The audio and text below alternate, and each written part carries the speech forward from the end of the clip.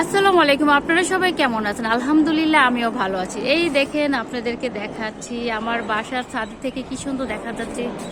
আহারে কোন প্রবাসী ভাই এবং আপুরা আসছে যেন, হ্যাঁ খুবই ভালো লাগতেছে, তাই না?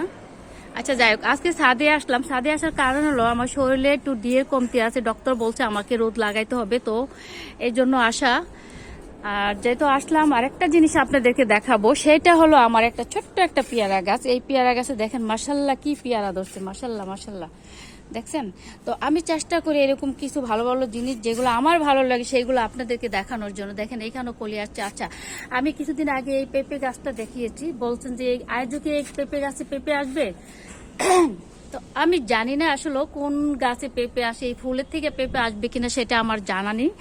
আচ্ছা দেখা যাক কি হয়। তো আরেকটা জিনিস হলো, দেখেন এখানে কি সুন্দর পেয়ারা দুইটা, দেখছেন কি সুন্দর না? কি ভালো লাগতেছে। তো আমি এরকম ভালো ভালো জিনিসগুলাই আমি আপনাদেরকে দেখানোর চেষ্টা করি।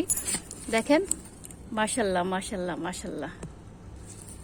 তো ঠিক আছে, আল্লাহ হাফেজ।